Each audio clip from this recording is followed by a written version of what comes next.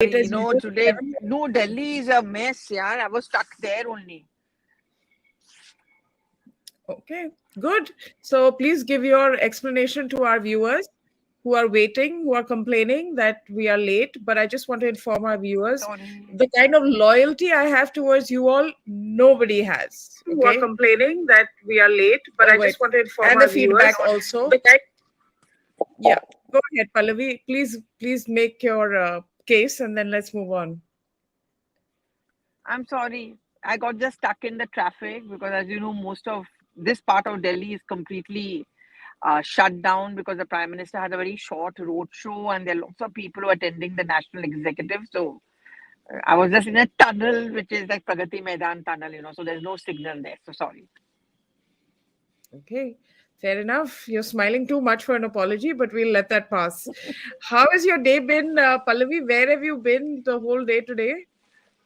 So this happened between 2:30 to 5 is where, the heart of Delhi was completely closed. And whether that's obviously because the Prime Minister was on a very short stretch to Patel Chowk. That's where the NDMC Convention Center is, where the BJP's executive is taking place. In fact, even as we speak, it's still going on. There's going to be a dinner also, and there's going to be one tomorrow also. But it's very interesting that the Prime Minister is doing a very short roadshow because they are like no immediate elections around the corner, but I think he wanted to send out a message. But more than that, I was listening to Ravi Shankar Prasad's press conference, and he was telling us about what was discussed at the executive today. And one of the things he said is that we want to win each and every election. So it's clearly an eye on 2024 state elections, and the party is getting battle ready because the state elections which are coming up are very critical, like Karnataka, Rajasthan, Madhya Pradesh, Chhattisgarh. The jury is Mhm. still out really whether winning state elections means you win the Lok Sabha, because people vote differently.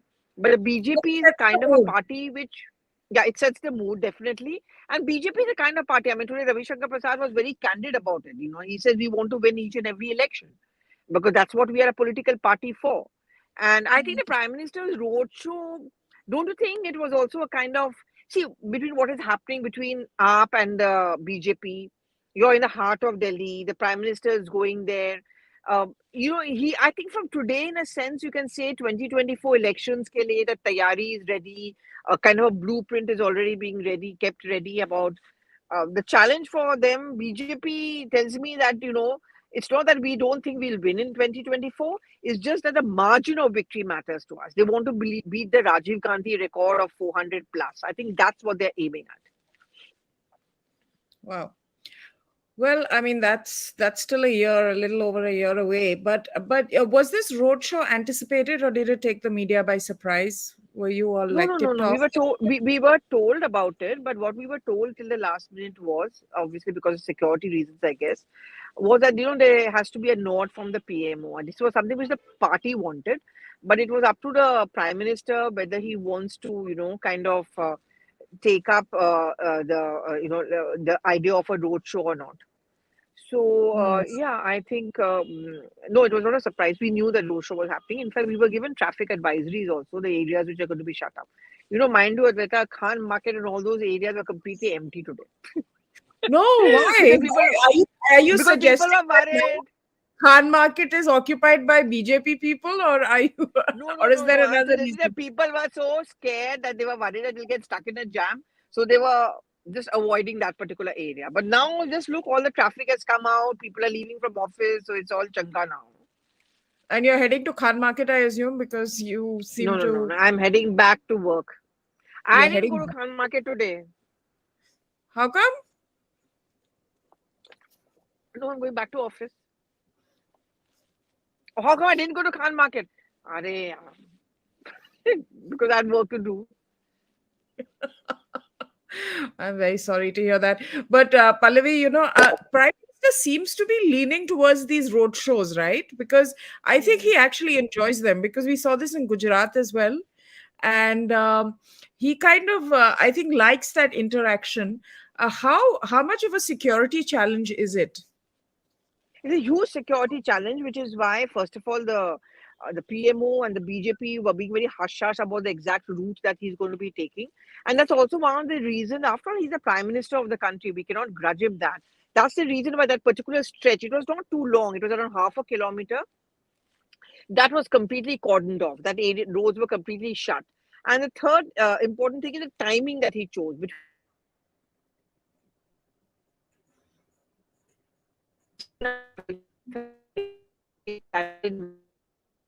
Shows it's very clearly he was very into road shows, and frankly speaking, increasingly most netas want yatras, they want road shows, because what happens is it gives you an instant connect with the people. You know, you get to see the crowds, and politically speaking, it is something which you can keep on using against, against your political opponents. And I think Rahul Gandhi understood that, which is why he went in for the Bharat Jodo Yatra.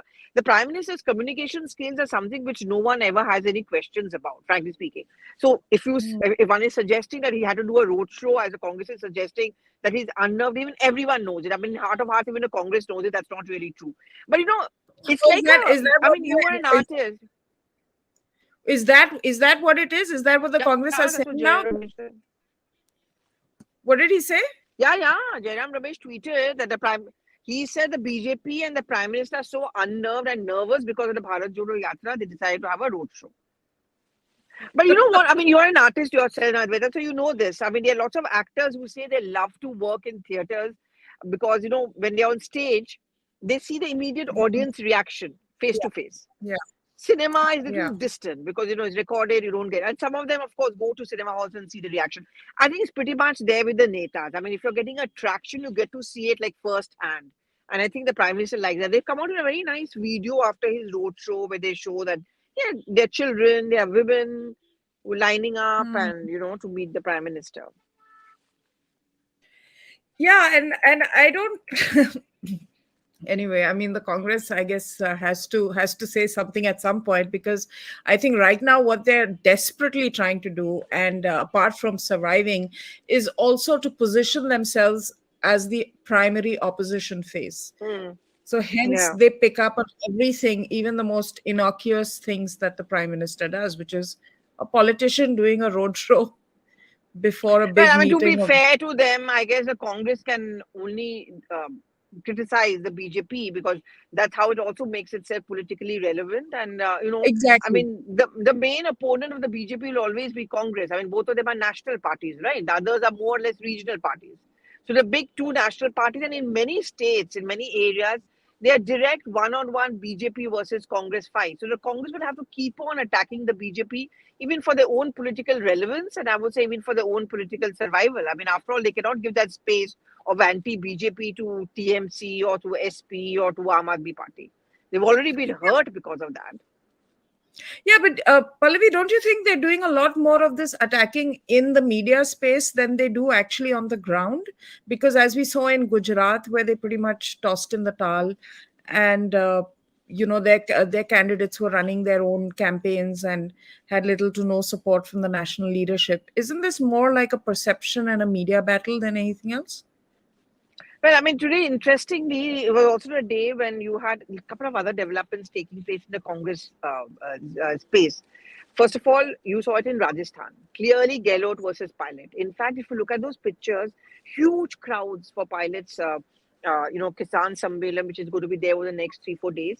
And in fact, in the first Sammelan, you know, which he addressed in Nagaur, that MLA from that area was standing next to Sachin. So what was Sachin saying? He was saying that when I was in government, when I was the PCC chief, I had decided that you should get the ticket.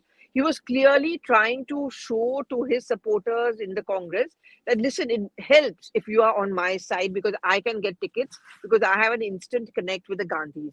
Udhar, you had an Ashok Gehlot, for example, having a kind of a Chintan Shivir where he was sitting with his cabinet colleagues and discussing the report card. That's what's happening in Rajasthan. Then down south, you have Priyanka Gandhi Vadra, where I think the Congress is trying to repeat the Himachal experiment, where she became the main face of the campaign. And over here, again, she becomes the main face of the Karnataka campaign and, of course, begin by wooing women. 50% of voters are women considered to be in Karnataka, and she announces 2,000 rupees per household headed by a woman. So, you know, so it's interesting. The Congress, here you had the BJP occupying literally the central space with a roadshow plus a national executive, which is going to be there today and tomorrow. Yeah, but then then if the Congress has so much going on, and if Priyanka Gandhi is actually doing an outreach with the women voters in Karnataka, haven't they shot themselves in their foot? Because now what everybody is talking about and debating, at least on prime time, is the Congress kind of passing this comment about the Prime Minister's roadshow, which was a very brief thing.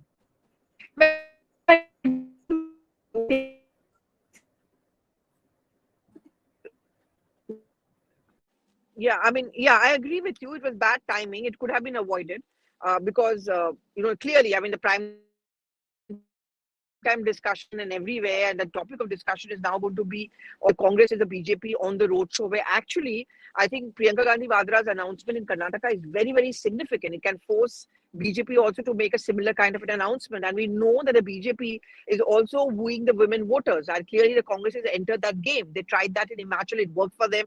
They are trying that in Karnataka, hoping that it works for them. So, yeah, I mean, that ideally, today the focus should have been on Priyanka Gandhi versus the Prime Minister. But instead, it's become a Jairam Ramesh plus the Congress versus a small bit of a roadshow.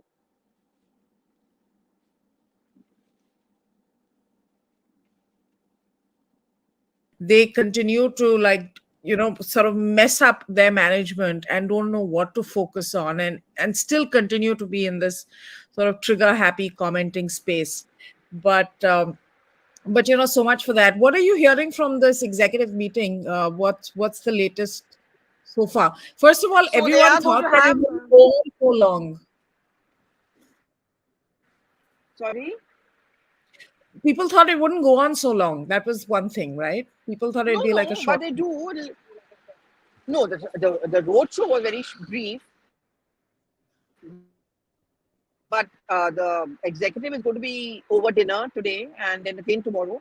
There are going to be resolutions which are going to be passed, economic, political resolution, or social resolution. Uh, okay, Abhishek, yeah, moving Pallavi is back. What to do? But the fact is that, yeah, I think it's very clear it's going to be for 2024 elections. So the focus is going to be, on the economy, on winning elections. The focus is going to be on women. The focus is also going to be on the downtrodden, the OBCs, the youth. So we are going to get a very good idea by tomorrow that what is Pallavi, going they're to being be. told. Pallavi, keep your video off because you're breaking and people are not able to hear you clearly. So it'll take off it'll, Yeah, I guess, increase the bandwidth. So if you switch your video off, and we just have your audio for now. yeah, no, no, no. Okay, you still have my only audio? I can see myself though. Yeah, there's a net issue. I'm sorry, guys, for this, but it's just that today's one of those bad days when I have to be on the road. Yeah, as I said, I mean, I think by tomorrow you're going to get a very good idea what the election slogan of the BJP is going to be for the state elections and also for 2024. And I'm guessing The, it's going to be pretty much, yeah, the election slogan, they're going to yeah, the release election that slogan. now. No, no, no, not as an election slogan, as in a slogan being released, but what is going to be the election mantra? What's going to be the election blueprint?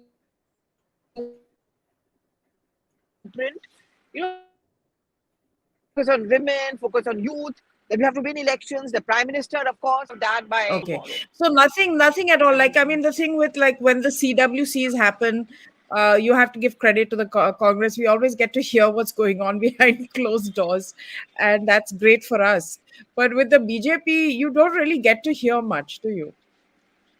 Yeah, you don't get to hear much, but yeah, but they give out the information that they want to give out. And I think much of that was reflected in Ravi Shankar Prasad's press conference today. I think it was a very candid one when he said it very categorically that what the president said in his opening speech was that we want to win all elections. And I think it can go either which way. The Congress certainly is going to attack it. I guess the other opposition parties will attack the BJP that they're always in election mode. That's why they're not bothered about the concerns of the people. But my thing is, and whether at the end of the day you're a political party, right? You also have to win elections. I mean, a Bharat Jodo Yatra, which is going on and is now entering a critical phase, the Bharat Jodo Yatra also will not make any sense if it is not backed up by an electoral win for the Congress. Because if the Congress doesn't win in states like in Karnataka, Madhya Pradesh, Rajasthan, then everyone will but start criticizing the Yatra despite the fact that the Congress is insisting that a Bharat Jodo Yatra is an apolitical one. But political parties are not supposed to be apolitical, right? They are supposed to be winning elections. They're supposed to be doing politics. You're not an NGO. So to that extent, the BJP is very brazen and has no qualms about the fact that we want to win elections and that's why we are here.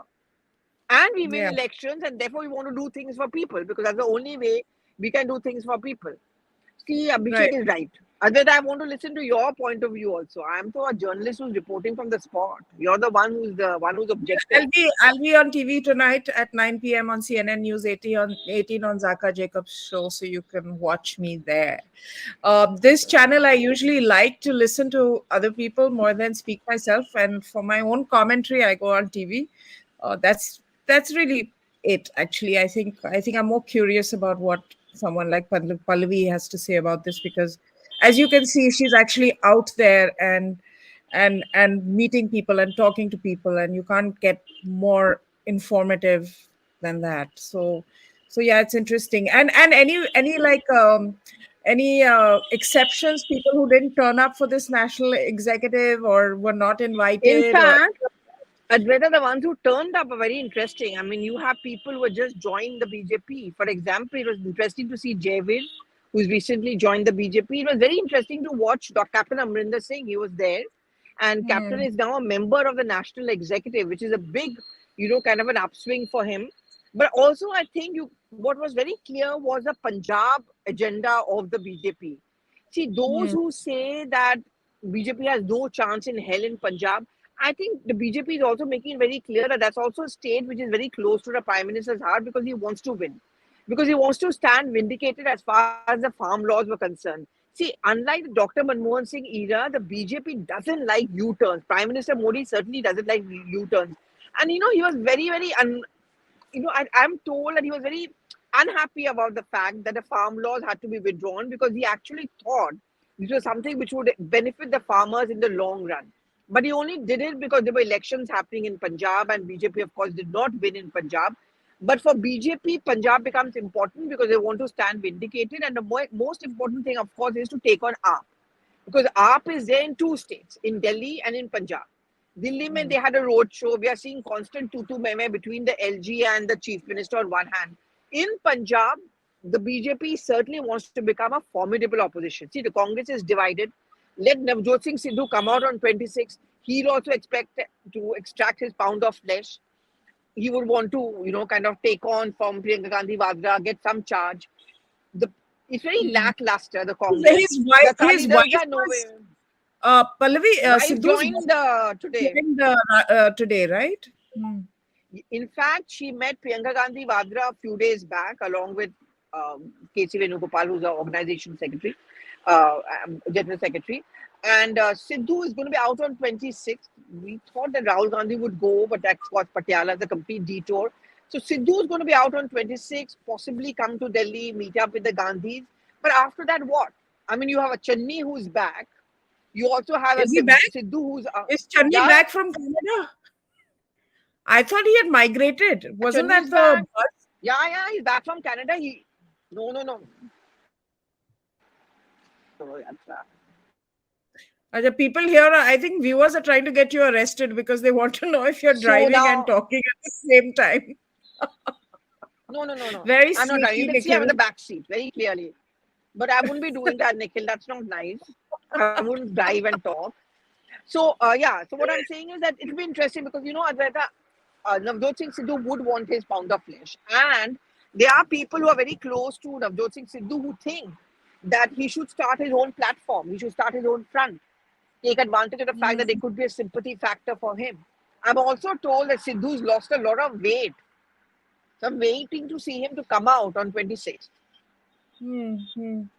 And and he's had all the time to think about his next moves, frankly. What else do Yeah, you but you know do? what? Whether what they're planning to do is put up posters of Navjot Singh Sidhu in Ludhiana and the areas where he's from. And they're going to put up this big hoardings and call it coming soon. So they're planning a very filmy return of Navjot Singh Sidhu. Well, I mean, when it comes to dramatics, they've got AAP on the other side, so they better watch Yeah, out. yeah. AAP, But AAP is the contestant. actually, the drama of AAP I think, can be countered most effectively by Navjot Singh Sidhu, because he himself indulges in a lot of drama. He's understood television. He's understood, media. So that is something. Sidhu will want his pound of flesh, which can become a problem for the Congress party. They don't able to placate him, but they can't make him the PCC or the Congress chief. They already have someone else. So I don't know how that's going to work out, which is why I'm coming back to the role of Captain Amrinder Singh, because clearly for the BJP, winning in Punjab in the Lok Sabha elections is going to become very important. I think that's their first target. Did you think Captain looked comfortable there? I mean, was he at home in the national executive? I mean, this is a Oh, person yeah, who's been yeah. in the He is very Congress for comfortable. decades. Yeah. But even when he was with the Congress, he always had a very good personal equation with Amit Shah and with the Prime Minister. He's one of the few chief ministers who understood that you cannot completely take on the center all the time if you want funds, if you want work done, which is today something which Mamata Banerjee has understood.